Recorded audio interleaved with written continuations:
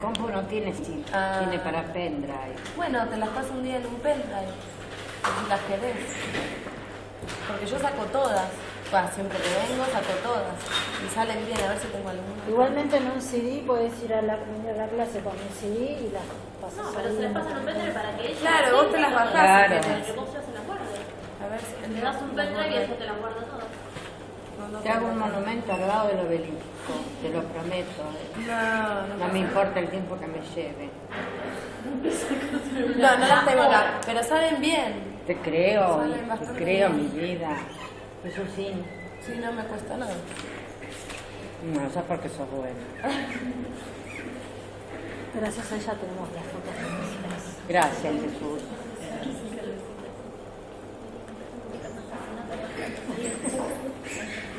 Estábamos en la época carolingia, en el Renacimiento, lo que da en llamarse el Renacimiento carolingio, que nada tiene que ver con el siglo XV y XVI, que estudiaremos bastante más adelante.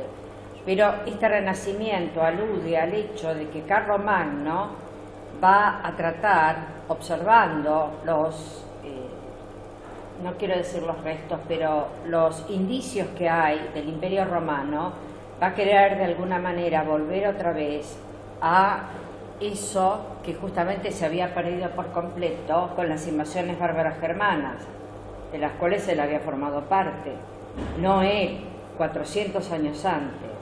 Entonces ya están 400 años asentados en lo que fue el Imperio Romano, de manera tal que se sienten los dueños. Él va a tener casi toda Francia y parte de lo que hoy llamamos Alemania y una parte que abarca Países Bajos. Por eso es un imperio. Imperio, ¿cómo era?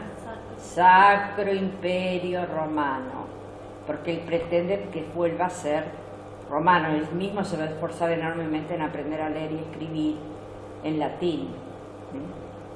Imaginan el emperador para abajo, como ya les dije, la lectoescritura está circunscripta a los monasterios.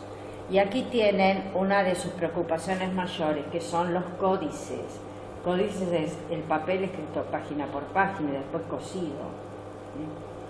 Y en este evangeliario aparece Cristo en lo que se denomina doble mandorla, que es una forma como de avellana.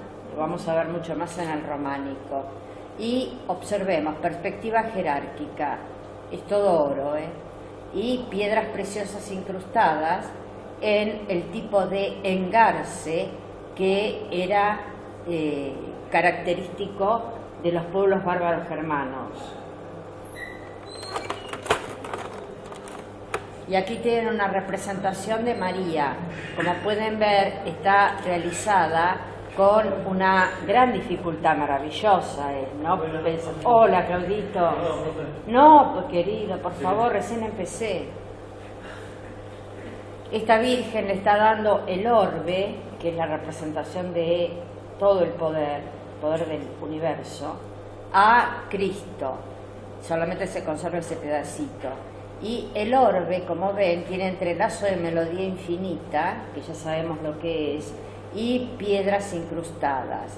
En los ojos enormes, tan dilatados que parecen salirse de las órbitas, se está de alguna manera prestigiando simbólicamente el espejo del alma, el ojo como espejo del alma, y la boca muy pequeña apuntando a la no sensorialidad.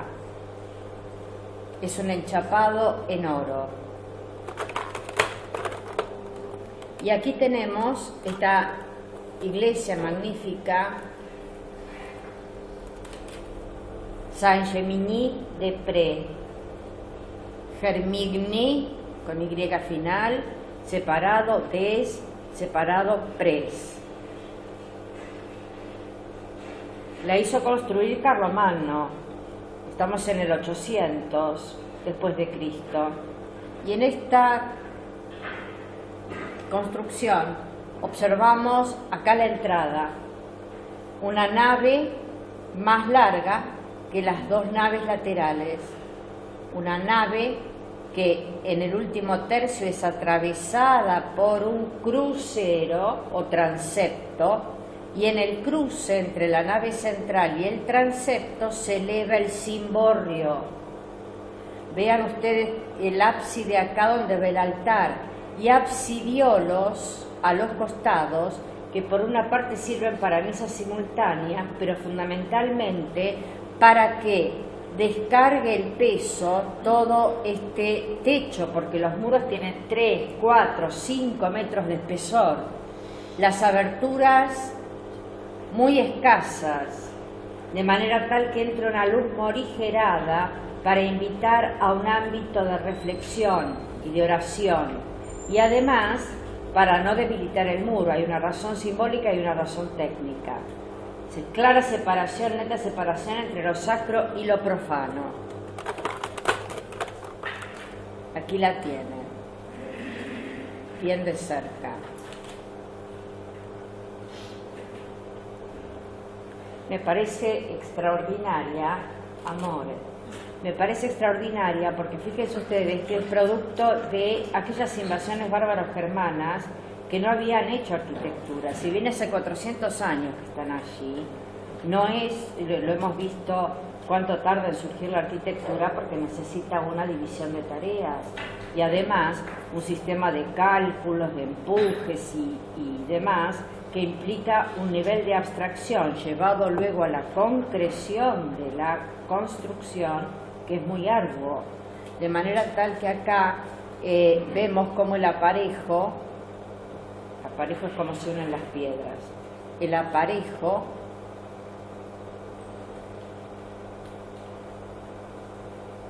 es un tanto desigual, pero no mucho, y volvemos a ver las escasas aberturas. ¿Qué es esto?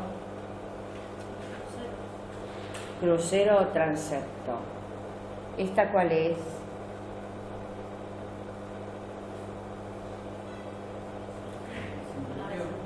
La nave central, muy bien. ¿Cómo se llama esto? Muy bien. ¿Ven? Cimborrio, porque por fuera es poligonal y por dentro tiene forma de esfera. Este es el interior. Y ahí vemos en el centro una cruz griega. Aunque en Occidente ya saben que lo típico es la cruz latina. Muros desnudos.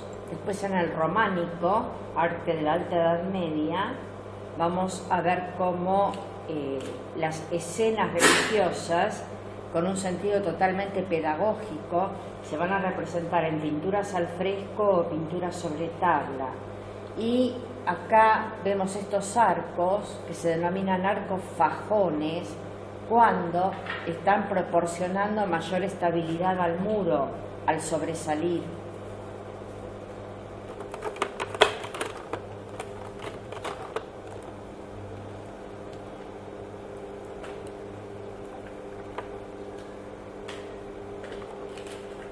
Tenemos esta forma escarapelada y por dentro, ustedes me creen, una melodía de entrelazo infinito como acá, un entrelazo de melodía infinita. Este es el interior. Acá arriba, realizado en mosaico, porque han visto algunas iglesias paleocristianas que ya estaban y que tenían mosaicos a la manera bizantina, hay una representación de el arca de Noé.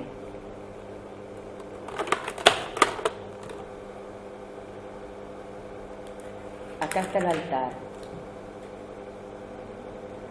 Para allá, la entrada. Para allá.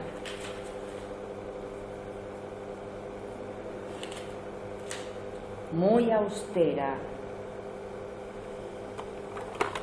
Entrada de luz blanca.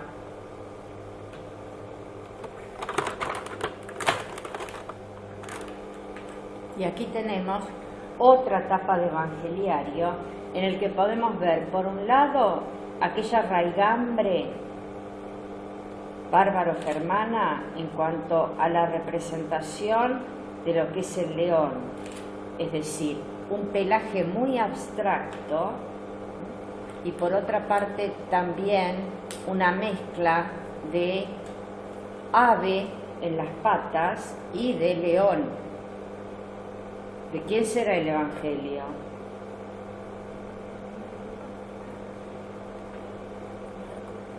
De Marcos. Marcos. Por eso el león. Y acá, como pueden ver, hay formas geométricas que nos dejan un resquicio libre. Terror al vacío. Una hoja interna también alude al Evangelio de Marcos, acá en su forma simbólica y acá como persona. Podemos ver que la mano está totalmente fuera de proporción. Está mal lo que estoy diciendo, se lo olvidan, se lo borran de la cabeza, pero si me lo dicen hacia mí les corto la cabeza. Tiene una proporcionalidad que tiene que ver con el sentido simbólico. Entonces la mano que abre el Evangelio es mucho más grande, inclusive más grande que la cabeza, más grande que los pies. Los ojos enormes, boca pequeña, los pliegues son líneas, no volúmenes, no volúmenes. Entrelazo de melodía infinita.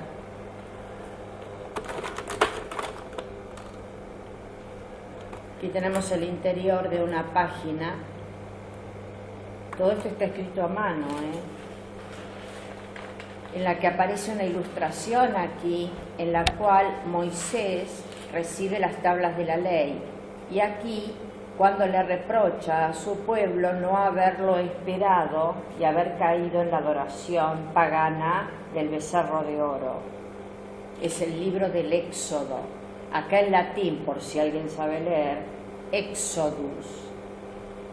Pero era para los poquísimos que sabían leer, ¿no?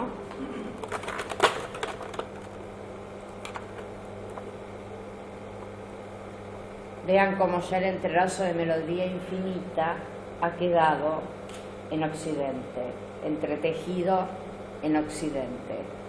Bueno, los bárbaros germanos son occidentales también. Hay algunos orientales como los eslavos, pero recién van a ser evangelizados a partir del año 1000. Y aquí tienen un águila que roza la abstracción, porque justamente la figuración les resulta muy esquiva. Por lo tanto, el Evangelio es de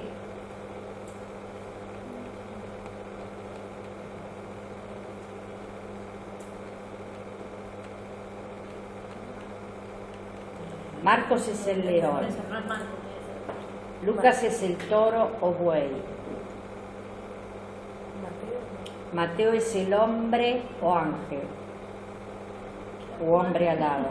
¿Quién queda? Lucas.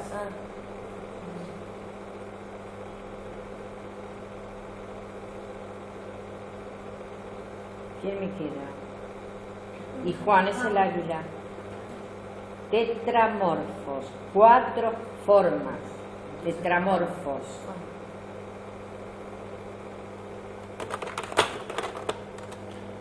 Miren qué maravilla.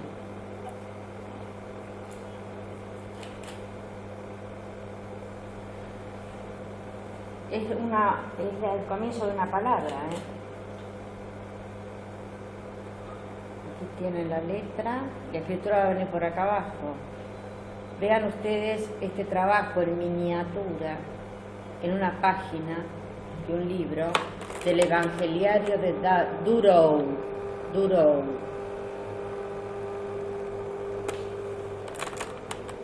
irlandés. Observen la cantidad tan rica que hay de no figuración, una no figuración en la que se nos dificulta encontrar un comienzo y un final, entrelazo de melodía infinita, y además la representación de lo humano totalmente minimizado, porque no son antropocéntricos. Estamos en una etapa teocéntrica que se apoya en la fe y que apunta a la trascendencia. Entonces es un lenguaje simbólico. Por otro lado, están incorporando recién la representación de lo humano figurativamente. pero el escaso lugar que se le da, ¿dónde lo ven ahí?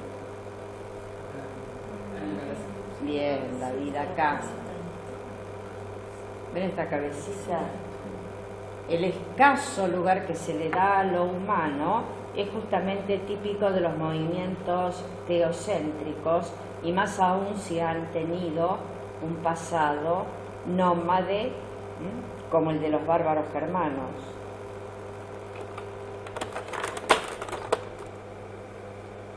Un cáliz.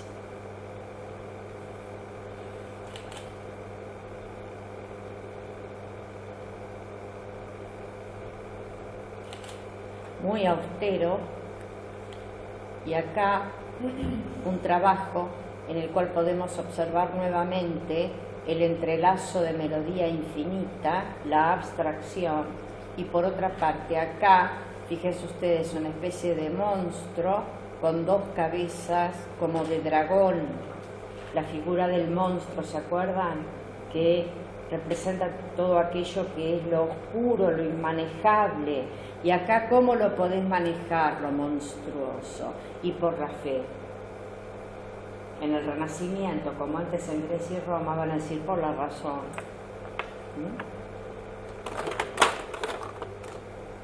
Incipit libra greca, dice acá en latín, comienzo del libro griego. Y aquí podemos ver otra vez, conformando una letra, dos cabezas de dragón, ¿ven? Y sus cuerpos están cubiertos de entrelazo de melodía infinita.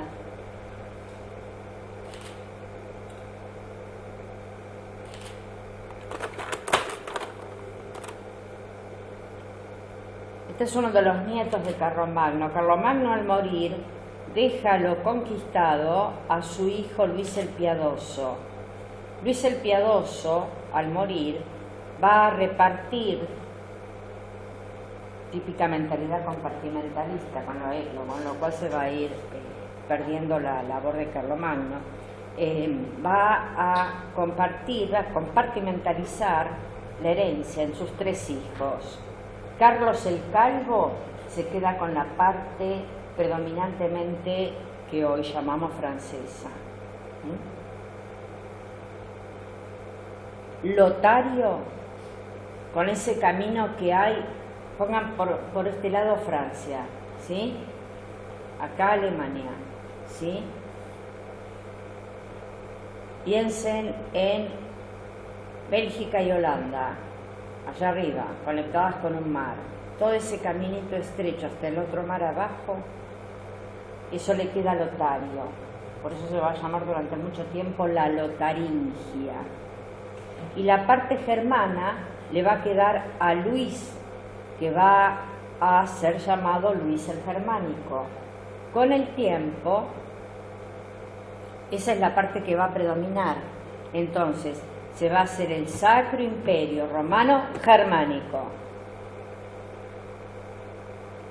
Aquí tenemos a Carlos el Calvo, representado en un trono que, como pueden ver, se rebate, se va hacia arriba. Y además se busca la simetría y la representación de estos circulitos es para indicar que reina sobre un territorio muy grande, montañas y demás. Esta es la corona del Sacro Imperio Romano Germánico. Y aquí vemos un trabajo de joyería muy notable, pero miren la representación humana acá, en esta placa de oro, del rey Salomón, como indicando que el emperador tiene que estar imbuido de la sabiduría de Salomón para impartir juicio. La cruz, atención,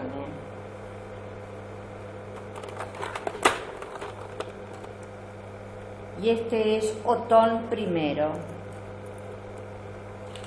el orbe en la mano con la cruz, en la otra el cetro,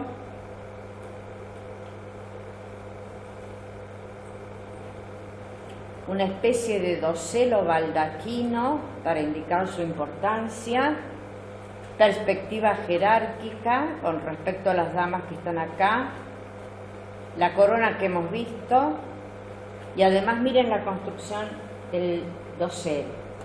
Esta parte viene para acá, muy bien. Esta parte tendría que ir para allá, pero ven cómo traen para adelante la columna y ese costado. Perspectiva rebatida. En vez de irse hacia atrás, las cosas se rebaten o se levantan. Y este es Otón III, con los mismos atributos. Aquí una cortina por detrás para destacarlo, y fíjense esas caritas que forman parte de los capiteles. Además acá aparecen obispos y guerreros, la fuente y el sostén de su poder, la religión y el ejército.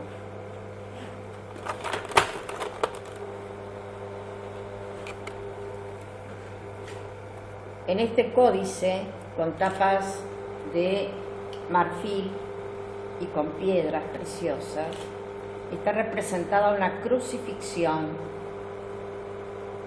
la que podemos ver en el momento en que lo atraviesan a Jesús con una lanza, y arriba Nazareno, Nazarenus, y aquí la tierra, sostenida por una especie de gigante. Se van mezclando elementos que tienen que ver con la religión cristiana con elementos que vienen de la mitología. Por ejemplo, se decía en la mitología griega y después romana que, aunque son plenamente cristianos, se decía, ellos ni saben, no lo dije, que la tierra estaba sostenida por el gigante Atlas como castigo por haberse portado mal, entonces tenía que soportar el peso de la tierra toda.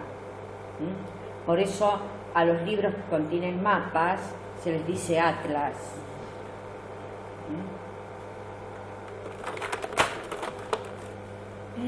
Una página del interior, en el cual observamos la elaboración del techado acá, la permanente referencia a distintos santos, profetas del Antiguo Testamento y evangelistas del Nuevo, la representación de la justicia con una balanza, justicia que tiene que ser animada, imbuida por las Sagradas Escrituras. Tiene poder sobre la tierra, ¿ven? Por eso esta ciudadela rebatida está a un costadito. Su poder es temporal y está además bendecido por lo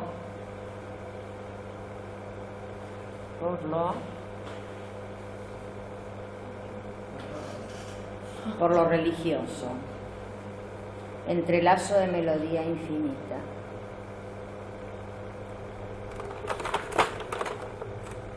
Miren qué precioso. Esto es un aguamanil. Por supuesto comen con las manos. Entonces, como muestra de un refinamiento, pero empiezan a surgir los aguamaniles, un recipiente en el cual, cuando ya tienen las manos tan pegadas de la comida, se enjuagan las manos, se secan y siguen. Este es un aguamanil. Ahora veamos qué han elegido para la representación, porque podría haber sido una vasija común. Lo cargan por acá, el vertedero es por acá, o por acá también, depende. Puedo usar los dos. ¿Qué es? Monstruo. ¿Qué tiene en la boca? Un humano. Es decir, que lo ancestral todavía sigue palpitando. Acá lo tenemos en una foto en donde vemos al hombrecito allí. Ven que en la espalda tiene como una capucha que a la vez es pico vertedor. Y el trabajo de orfebrería excelente, porque justamente en eso sí estaban entrenados. La figuración es lo que les cuesta. Aquí tienen otro punto de vista.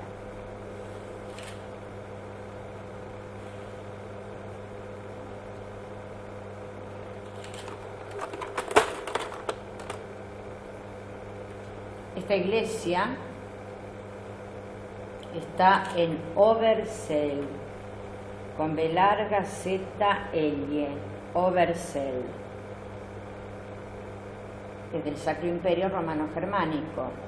El crucifijo se olvidan, Esta parte también fue reconstruida, por eso la piedra bien blanca para que se note lo que se reconstruyó. El techo plano, muy sencillo, y acá la inclusión de pinturas al fresco. Como pueden ver, el arco de medio punto, columnas de fuste muy grueso y capitel imponente, porque hay que sostener el peso de esas paredes tan gruesas. Esta es la nave central. Acá podemos ver la nave lateral, con las entradas de luz o luminarias blancas. Esto en el gótico de la Baja Edad Media va a cambiar cuando aparezcan los vitrales. Luz blanca. Y las luminarias en la parte superior pegada casi al techo en la nave central.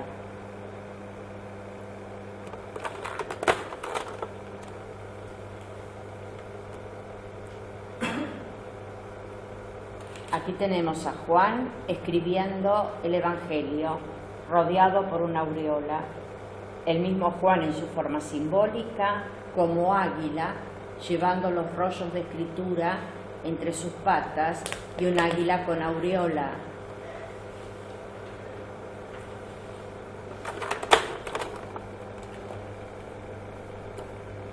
Vean cómo se marca una y otra vez, porque era realmente así, que el monasterio es el lugar de los libros. Aquí tienen toda una serie de libros, fíjense cómo las estanterías están rebatidas, se escalonan, esos libros parecen resbalarse, ¿no? Y acá está el atril en el que se apoya cuando se cansa, y aquí afanosamente escribiendo.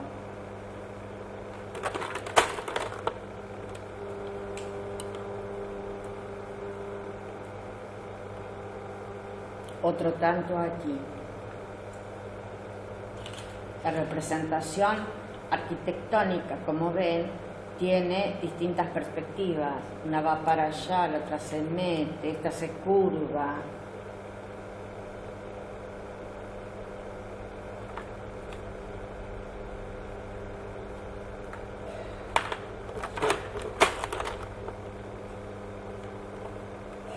Esta es una iglesia que está en Corvey.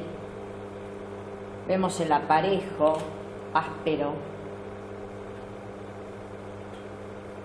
de las piedras, ventanas muy altas y muy pocas para el espesor del muro, dos campanarios, en este caso gemelos. Esta es la nave central que va a culminar con el altar al este, y estas dos son las naves laterales.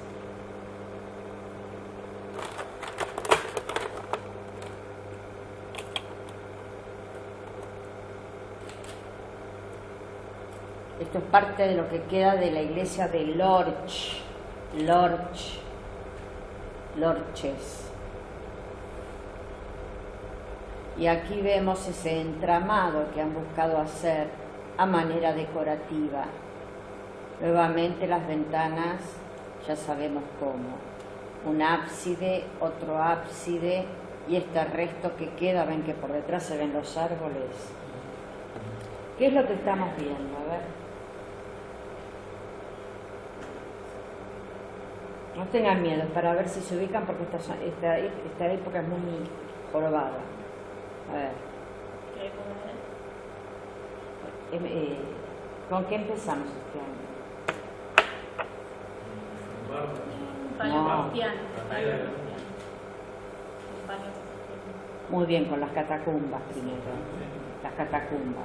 Después, a partir del 300 después de Cristo, con Constantino, el cristiano puede construir en superficie. Y ahí van a aparecer las basílicas paleocristianas, que como hemos visto, tenían una majestuosidad y un lujo que nos sorprendía pensando que eran las primeras basílicas, porque justamente todas las aptitudes del Imperio Romano, Constantino se las pone así para que se haga la construcción religiosa. Entonces teníamos mármoles de distintos colores, casetones dorados, ¿se acuerdan? San Pablo Extramuros, etc. Luego, paulatinamente, como Constantino, además de aprobar el cristianismo, hizo otra innovación, que fue trasladar la capital a Bizancio, es decir, la actual Estambul. Él la va a llamar por un tiempo Constantinopla con su nombre. Occidente empieza de alguna manera a debilitarse. Por otra parte, después de más de 400 años de imperio, 500 años de república, ya empiezan a ablandarse las disciplinas, las conductas, de manera tal que, por ejemplo, el romano encontraba como perfectamente natural, es más deseable, que en un momento dado fuera enlistado para aprender todo lo que tuviera que ver con la defensa y el ataque. Con el tiempo, las familias que a lo mejor tienen un hijo o dos varones o lo que sea, dicen, yo le voy a pagar a otro para que vaya, no vaya a hacer que lo maten, defendiendo una frontera. Entonces, paulatinamente esto, junto con una crisis económica muy grande en el siglo III, va a traer aparejado un lento declive. Lo que pasa es que fue tan gigantesco y tan poderoso que el declive se ve menos. Se lo ve, ellos lo vieron cuando ya estaban acá. Hagan de cuenta que es como un elefante, que tarda mucho en morirse. Entonces, el Imperio Romano de Oriente va a permanecer 1000 años más, hasta 1453. En cambio, el Imperio Romano de Occidente cae en el 476 después de Cristo. Antes de caer había tenido,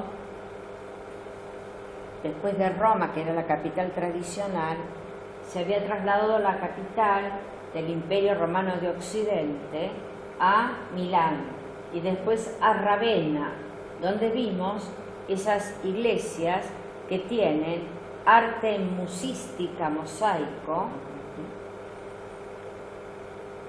como San Vital de Ravenna, etcétera, donde aparecen en sus paredes representados los emperadores que no estaban en Occidente, que son Justiniano y Teodora, que están sí en Estambul, en Constantinopla. Justiniano hizo lo imposible por proteger a Occidente de las invasiones bárbaras. ¿Pero de qué se tenía que cuidar él? Bien, de todo el imperio persa que tiene por detrás, de manera tal que llegó un momento en el cual fue perdiendo aquellas partes que todavía había logrado retener, y entonces ahí ese imperio romano de Occidente cae y lo que fue una unidad mediterránea, porque abarcaba todo en torno al Mediterráneo, se compartimentaliza con las invasiones de los bárbaros germanos, que en la medida en que van entrando a lo que un día fue el Imperio Romano, se van cristianizando.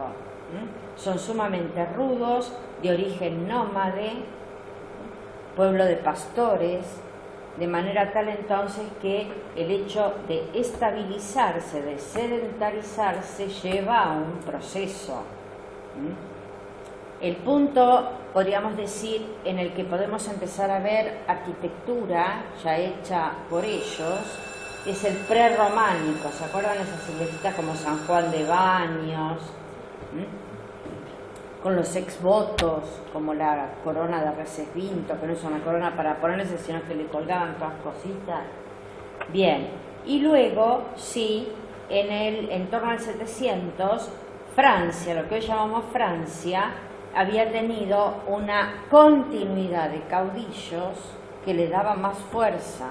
Por otra parte, en torno al 700, España va a sufrir la invasión musulmana, que ya veremos, los musulmanes. En el 711 después de Cristo prácticamente toda España cae. Y los musulmanes son detenidos en la mitad de Francia por el abuelo de Carlomagno. De esa manera empiezan a bajar y dejan solamente una franjita chiquitita en el norte, Asturias, los reinos vascos. Para abajo es un mundo musulmán. Entonces Francia queda, en alguna forma, como la cabeza de la cristiandad.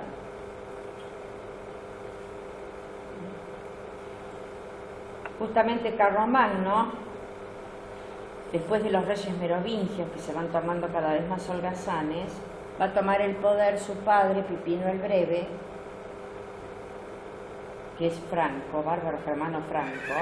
Los merovingios también eran bárbaros germanos francos, bárbaros germanos. Pero digo, los francos, el grupo de los francos, es ya de Carlomagno, de su padre Carlos Martelli, de su abuelo Carlos Martelli, de su padre Pipino el Breve. Entonces, Carlomagno es nombrado emperador en la Navidad del año 800 por el Papa, de manera tal que es elevado a una categoría de primer súbdito de toda la cristiandad. Y entonces va a defender varias veces, como ya antes lo había hecho su padre, Pipino el Breve, va a defender varias veces al Papa de los pueblos bárbaros germanos también, lombardos, por ejemplo, después de la invasión en el año 1000 de los vikingos, que venían de Escandinavia, de un sector de Dinamarca, y que no estaban para nada romanizados, tampoco los francos, pero ya al llevar 400, 500 años en estas tierras, una persona de las luces de Carlomagno va mirando y dice, qué lindo ese edificio, aunque esté en ruinas, o esa escultura, a ver si la podemos hacer, que es todos los tanteos que hemos estado viendo.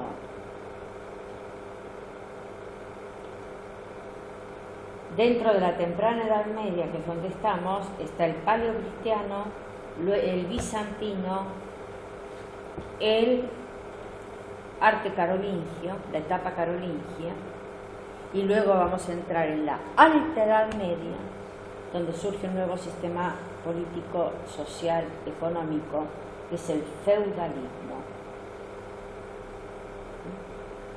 Un señor feudal que tiene tierras y por lo tanto todos los que no la tienen, los que tienen menos son vasallos, hacen un pacto de vasallaje de protegerse mutuamente, que a su vez tienen esos vasallos, otros vasallos que tienen menos tierra, y están sobre el campesino libre y el siervo que está atado a la tierra, el siervo con ese, cero derecho.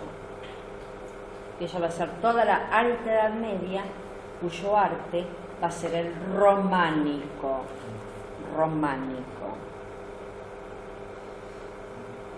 ¿Se ubican? Más o menos. Cuesta. Esta parte está dentro de del Imperio Romano, del Sacro Imperio Romano Germánico, que ahora va a tener fuerza en Alemania, pero no mucha fuerza, Los señores feudales o reyes de otros lados, para el rey falta un rato, si se juntan, lo tiran al suelo en 3 segundos, que es un poder muy precario. No piensen que uno es el emperador del Sacro Imperio Romano Germánico. Y con el tiempo va a ser un cargo honorario.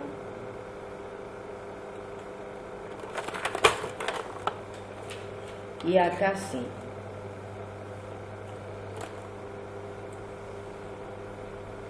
Estamos a finales del 800, principios, más bien durante el 900. la centuria del 900. Alta Edad Media.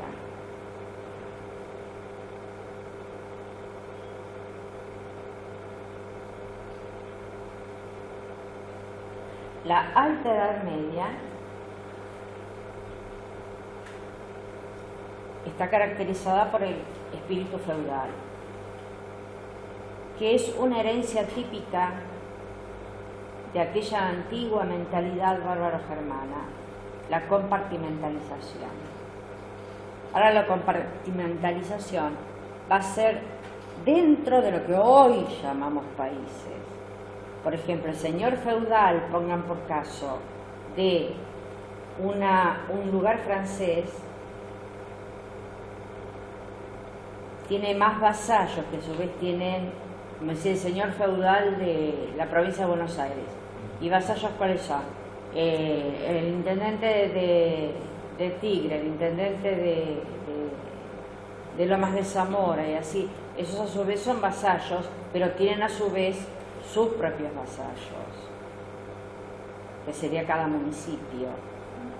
Y a su vez todo este sistema se apoya sobre el trabajo de el siervo y el campesino libre. El siervo está atado a la tierra. Si el señor feudal pierde en un enfrentamiento con otro señor feudal sus tierras, el siervo va junto con ellos, junto con la tierra perdida. El campesino libre está muy poquito por arriba del siervo y no tiene que pedir permiso para casarse y puede cambiar de señor feudal si quiere. Pero como está todo tan inestable, inseguro, son muy pocos los que se animan, por ejemplo, a dejar la protección de un feudo aunque los exploten, para aventurarse a los caminos que son tierra de nadie, fundamentalmente por las jaurías de perros salvajes y por los salteadores de caminos que no han querido avenirse a ese régimen. Entonces, el señor feudal, a cambio del trabajo, cultivar, cosechar, hacerme la espada, todo, les brinda protección. ¿Y eso qué significa?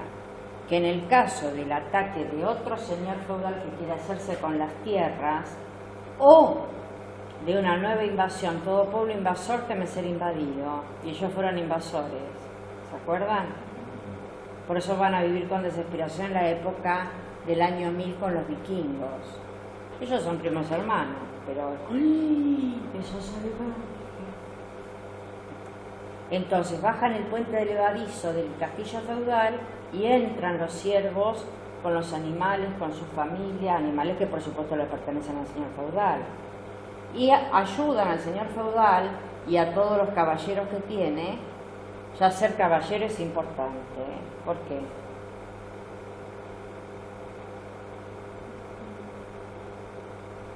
¿De dónde vendrá la palabra caballero? Caballo, tiene un caballo. Fíjense ustedes lo que era, ¿no? Tiene un caballo.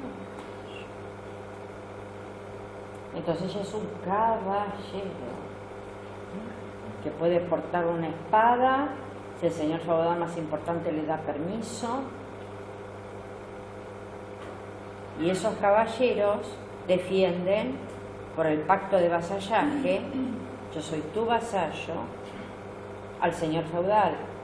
Ahora los siervos y los campesinos libres también, pero los que van a perder siempre son los siervos y los campesinos libres, ganen o pierdan. ¿Por qué? Porque si el enemigo es vencido, se va a ir con tal odio que va a ir dejando atrás todo quemado, las casuchas, los territorios cultivados, y si pierden, matan y cambian de dueño a su gusto, matan a los que quieren y se llevan consigo a los que quieren. Es una vida muy dura, donde se inicia la jornada con la luz del día y se termina la jornada con la luz del día. El cebo para las velas o la cera, mejor dicho, ni pensar. Te iluminás con una antorcha, con el fueguito que podés juntar 4 palitos para no morirte de frío, en casuchas que se agrupan en torno al castillo feudal. De modo tal entonces que la vestimenta también es muy rudimentaria y por otra parte los fríos o la época de hambruna, si la cosecha fue poca, se cobra cientos de miles de víctimas. Otro elemento que hay son las pestes periódicas. Y claro, como por ejemplo los suelos se abrigan, adentro del castillo feudal también, los suelos se abrigan, entre comillas, con heno, con paja. Entonces las ratas están a sus anchas. De modo tal que periódicamente hay terribles pestes. La más grande fue la del siglo XIV, 1348. La peste negra de 1348. Murió el 50% de Europa. Y de repente cesan sin que nadie sepa cómo. Y era la peste bubónica, que la traían las pulgas de las ratas. Aquí tenemos entonces, como representación de la Alta Edad Media, esta figura en la que nos muestra cuál es la ocupación de los señores feudales, de más nivel o de menos nivel. El torneo o la guerra. El torneo cuando no están en guerra. Torneo significa entrenarse con las lanzas, con las espadas, con todo, entre ellos mismos como si fueran juegos. Y la caza, la caza. Hay bosques enteros, por supuesto, la urbanización no. Hay bosques enteros en los que el ciervo no puede juntar un palito para prenderle fuego y tener calor, porque están destinados a la caza, a la cacería del señor feudal y los suyos. Entonces, o se entrena para la guerra, o caza, o está en guerra. Todo lo otro, el siervo y el campesino libre. Lectoescritura, monasterio. Es una sociedad rígida y estamental, donde el que nace siervo se muere siervo y el que nace señor feudal se muere señor feudal. No hay movilidad social. Y las ideas que campean son el teocentrismo, la fe y la trascendencia. Aquí tenemos una ilustración del pacto de vasallaje. Acá nos están mostrando, con esta figuración de arcos de medio punto y torrecitas, que esto es un interior. Y aquí aparece perspectiva jerárquica, absolutamente. El más importante es el más alto. Entonces, el que es menos importante le rinde pacto de vasallaje. Por supuesto, este no es un siervo, ¿no? Es otro individuo que tiene una porción de terreno y que tiene un castillito feudal más chiquito que este. Entonces, en el entrecruce de manos, pone sus manos dentro de las del señor feudal más importante, se hace el pacto de vasallaje. Paso a ser vasallo tuyo. ¿Qué quiere decir eso? ¿Qué obligaciones tengo? Preocuparme por juntar un rescate si te secuestran, que pasaba a veces. Un señor feudal secuestraba a otro y pedía rescate. Por otra parte, defenderte si te atacan, juntarnos todos y defenderte si te atacan. Y él a cambio les brinda la protección de su castillo feudal o el permiso para construir ellos sus propios castillos, si es que les da el cuero. Los primeros eran de madera, obviamente, y sencillísimos. Después van a ser monumentales y de piedra. Pero el frío es tremendo, las chimeneas son muy grandes y se abrigan con el heno en los pisos y con los animales. Los animales están con ellos, adentro.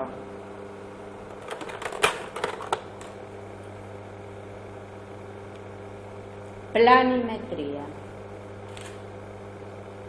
Acá se está representando, viene a la manera feudal, con una mentalidad feudal me refiero, la última cena. Ven que por detrás está escrito Benedí. Aparece acá bendiciendo el pan, pero la representación es de una comida entre ellos. Entonces este brazo que va todo para allá es así, es así. Y además, como con las manos, me limpio en la ropa del vecino o en la mía propia, si hay un mantel, en el mantel. Y acá, perspectiva jerárquica, un sirviente, miren cómo tiene las cejas y las comisuras de los labios hacia abajo, indicando que está reventado, agotado, pero sigue corriendo de un lado al otro, con el aguamanil y con el lienzo para que se laven las manos.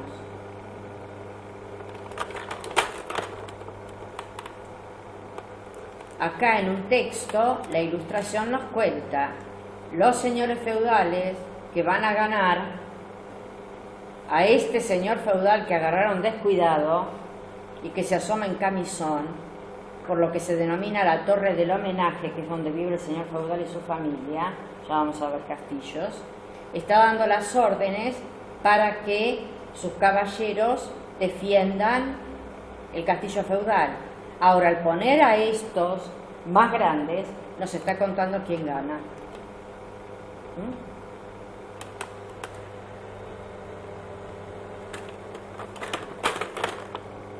Y estas son las actividades, ¿ven? Vadear un río para ir del otro lado y atacar a otro señor feudal. Acá aparecen con armaduras, cotas de malla, espadas, escudos, yelmos, todo eso producto del trabajo del campesino libre y del siervo, Y acá aparecen habiendo vencido, por eso el castillo feudal tan chiquitito, ya está, ya pudimos, y señalando, ¿ven?, hacia otra posible conquista. Fíjense los pies, ¿se dan cuenta que no se apoyan en el piso? Bidimensionalidad. Y para el resto esto. Mujeres, hombres, chicos, trabajando. El arado es de madera, con lo cual se va haciendo una especie de raja en el piso. Esto trae aparejado que las semillas que se echan en esa raja, muchas queden desperdiciadas. Por eso cuando generen el invento del arado de voltedera, que ya les contaré, en la Baja Edad Media, la producción crece brutalmente. Entonces esos siervos les van a decir: escuchame, señor feudal, yo te hago todo, pero a cambio, ¿qué me das? Entonces con el tiempo van a decir: no te pido la libertad para mí, pero sí para mis nietos. Y va a surgir otra clase social. Entonces, observen cómo se está marcando que acá es el lugar para guardar. Y vienen las mujeres cargadas, aparece esta mujer con el arado de madera y esta otra echando las semillas. Acá un hombre cavando, esta mujer esperando para echar las semillas, y esta cortando y atando. La representación de la naturaleza mínima.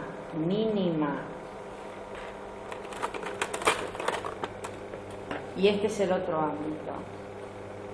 Los señores feudales, los campesinos libres y los siervos, y los monasterios con la lectoescritura. Aquí aparece el maestro que enseña y los otros monjes que aprenden.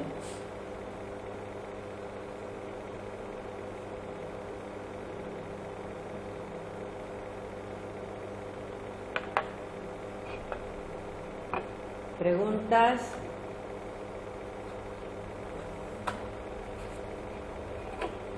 no porque no se les ocurre nada o porque no están perdidos como...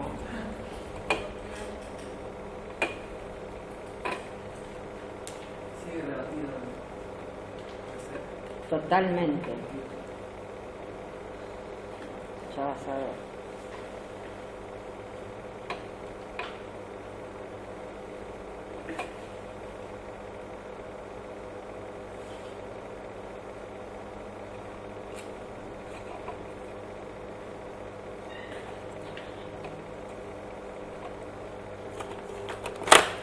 ¿Qué pasa? ¿Se quieren ir?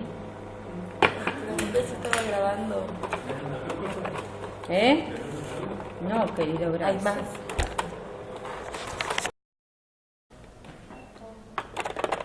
A lo mejor sabes. ¿Se aflojó de ahí? Tiene mucho, fíjate. Sí, Claudita, aprende mi vida. No toques hasta que no aprendas.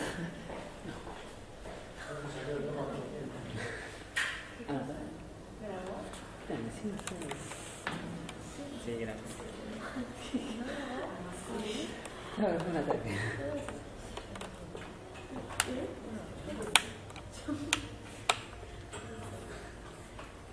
También tenía mucha confianza. Gracias, amor. Gracias, Claudio. Fíjense.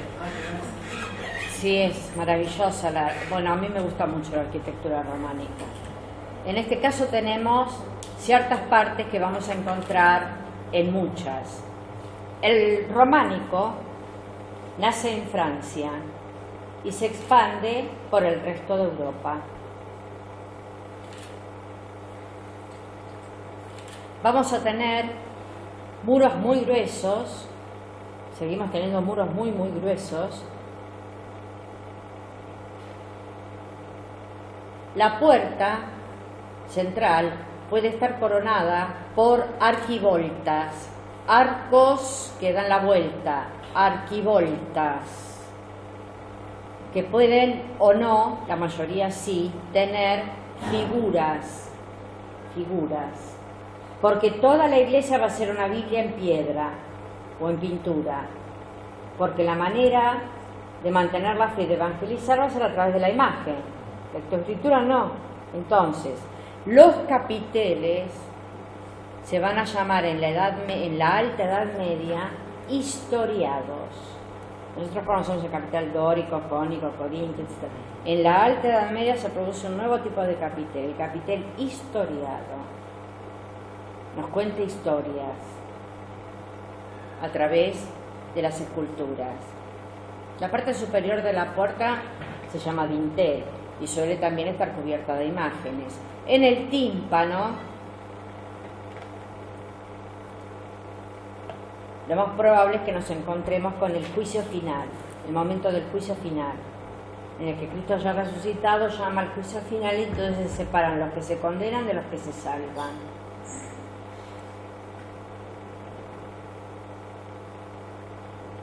Las partes de los costados se llaman jambas y la parte de abajo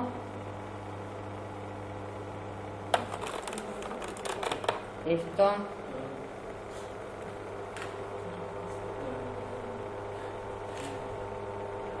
¿no usan la palabra crucé el umbral de mi casa? No. Umbral, tómenla y deje patitiesos a la gente que no sabe ni hablar hoy en día, que para todo es la misma palabra. El umbral es la parte de abajo.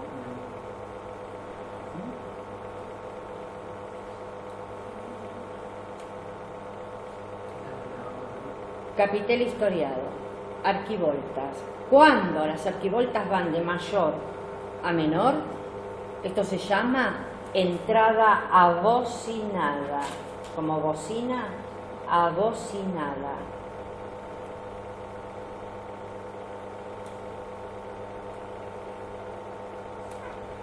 Perdón, ¿cómo? Abocinada.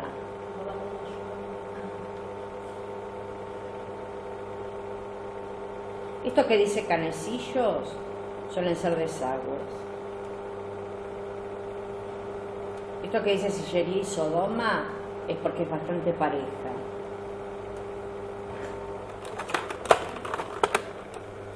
Acá tenemos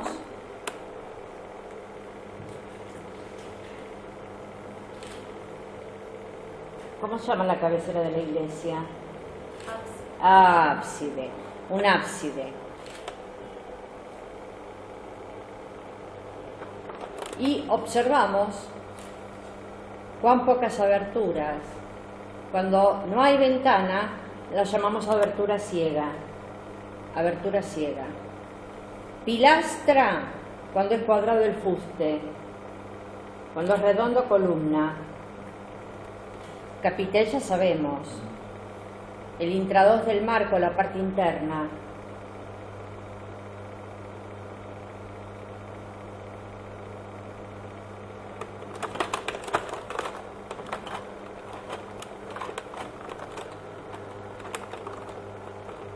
Esto estábamos viendo.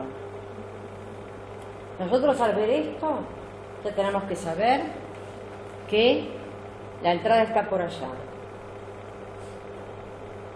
Y que la iglesia culmina hacia el este en un ábside, que es un cuarto de esfera, donde ve el altar. Puede haber absidiolos, ábsides más pequeños. Entradas de luz, muy pocas aberturas. Predomina la entrada o la ventana ciega. Este que está acá es el transepto, ¿verdad? La nave que atraviesa en el último tercio de la nave central. Acá hay otra abertura para generar luz, pero piensen ustedes que los muros 3, 4, 5 metros de espesor, la luz que tienen es esta y esta.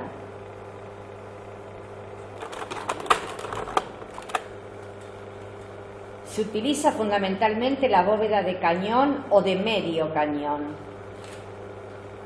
La continuación en el espacio de un arco de medio punto, la continuación en el espacio es bóveda de cañón.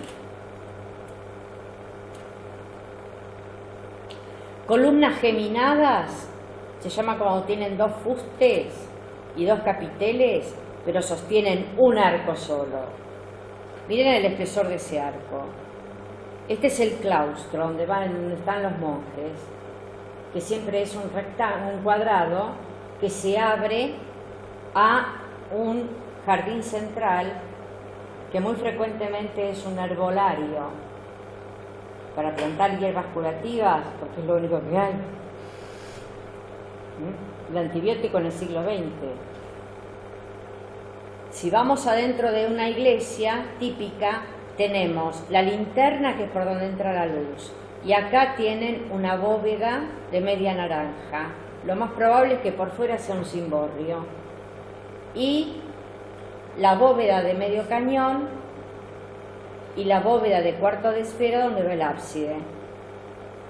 Una arquitectura espesa, densa, sólida.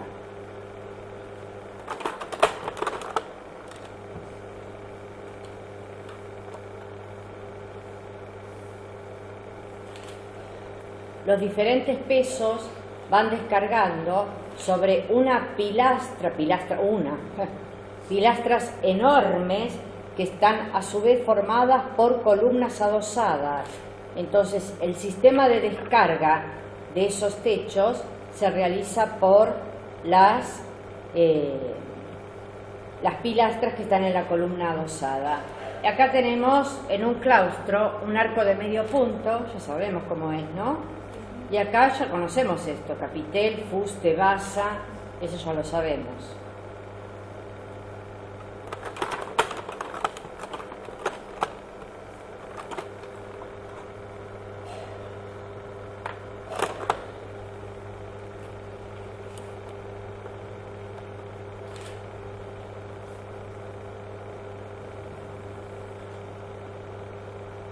No tenemos tiempo, un poquito más, 10 minutos, menos. Aquí tenemos una típica iglesia románica, aunque va a haber distintas construcciones. Esta es una de las más frecuentes. Solo con verla nos damos cuenta del peso y del grosor de los muros. Por lo tanto, permite pocas aberturas por dos razones. Primero, para no debilitar el muro que tiene que recibir esta enorme descarga del cimborrio y del techo de la nave central y de los techos de las naves laterales. Tenemos la entrada acá, una nave central que culmina ya en el ábside. En el último tercio atraviesa el transepto, que es otra nave, transepto crucero porque la cruza, y el cimborrio, forma redondeada por dentro, poligonal por fuera, corona el transepto. Los torreones con las campanas, el arco de medio punto.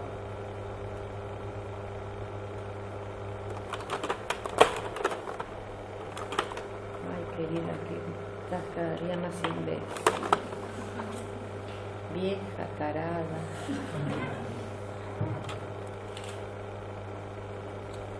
Cuando desgraben saquen eso, háganlo bien.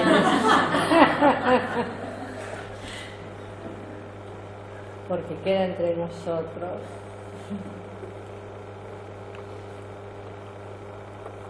Acá estamos viendo la misma iglesia.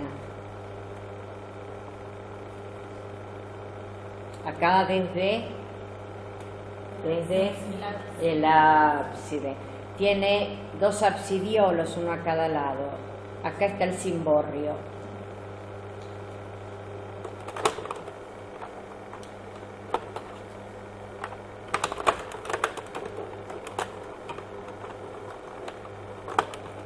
Esta iglesia también es románica, ¿eh?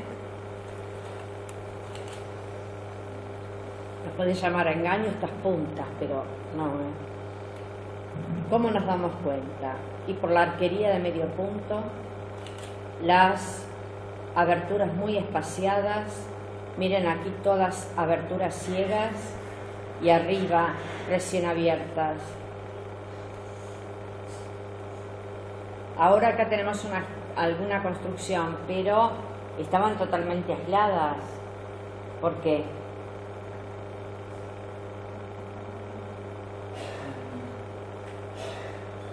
¿Por qué? No hay centros urbanos. Los centros urbanos van a resurgir en la Baja Edad Media. Acá tenemos un gran territorio y allá castillo feudal y acá la iglesia. Yo quería mostrarles una, después los dejo.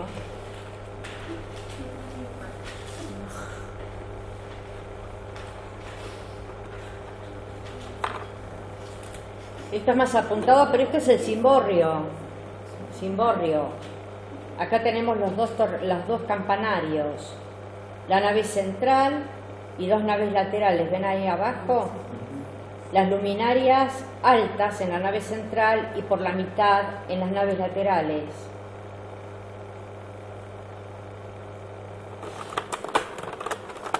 Este es el interior. Bóveda de cañón o de medio cañón. La prolongación en el espacio de un arco de medio punto, ¿ven este arco de medio punto? Mírenlo. La prolongación en el espacio de un arco de medio punto genera la bóveda de cañón o medio cañón.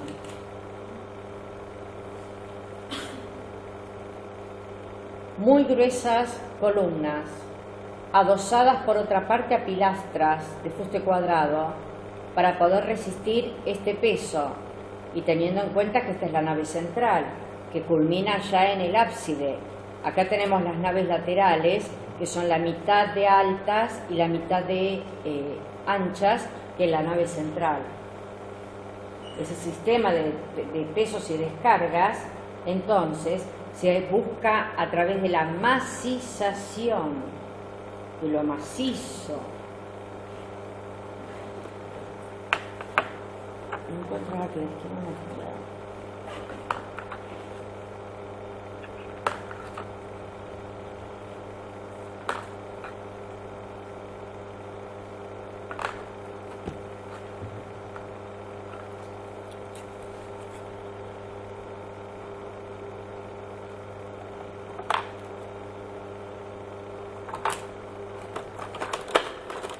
Esta también es una iglesia románica. Bueno, las van a saber reconocer enseguida, porque las góticas son muy distintas, que son las de la Baja Edad Media.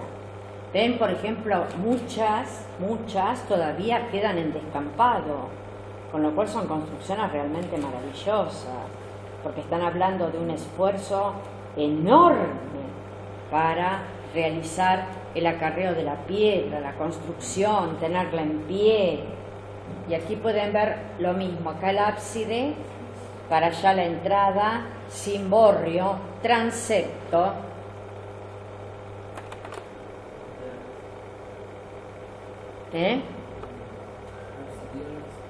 Absidiolos. Y el interior sería así. Un interior muy austero. Estos se llaman arcos fajones, son arcos de medio punto, pero bien sobresalientes, porque de esta manera ejercen un sistema de apoyo más fuerte para toda la bóveda. El ábside en cuarto de esfera, las entradas de luz blancas. Sí. La que está al costado, bueno, en realidad que son como arcos de medio punto, pero con pared, no que con pasillo. Tiene una pregunta también. Es que a los costados, aunque hay arcos de medio punto, pero no sé si entiendo. ¿Esa de ahí? Claro. Donde los laterales. Claro, Tiene como más arcos, pero que no hay más nada. Sí, están Tiene un nombre. aberturas con luminarias, ¿ves? Allá donde vemos la luz está el cimborrio, arriba, y ahí cruza el transepto o crucero.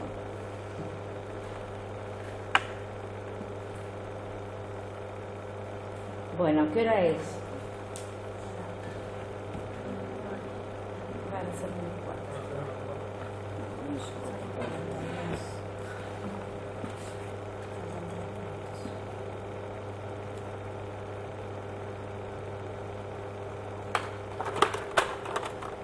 Otra iglesia románica. Arquivoltas. Entrada abocinada. Las arquivoltas van de mayor a menor hacia el adentro. Cristo en majestad en una mandorla o almendra, rodeado de ángeles. La puerta, cuando tiene una columna o es así doble con un apoyo en el medio, esto se llama parte luz, todo junto. Los capiteles no los ven ahora, pero son completamente historiados, todos.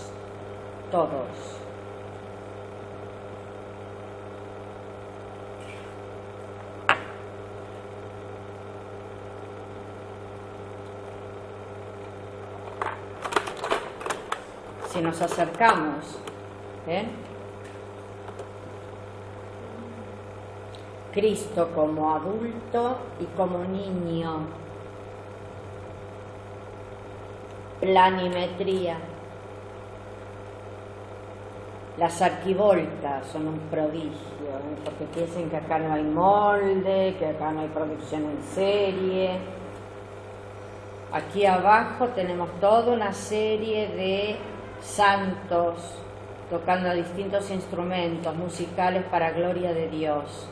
Acá tenemos otros episodios que ilustran a aquel que no sabe leer y escribir. En este caso, bien clarito todo, la degollación de los inocentes. ¿Ven acá el cuerpito? Y acá la cabeza bien arriba despegada, para que quede bien claro que es el momento de la degollación de los santos inocentes. Acá aparecen 3 figuras con 2 cabecitas cada uno, 2. Acá el momento de la tentación, y así sucesivamente.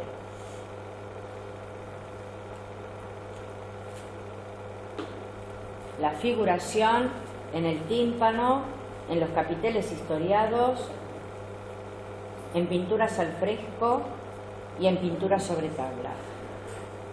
Sí, prendés por favor.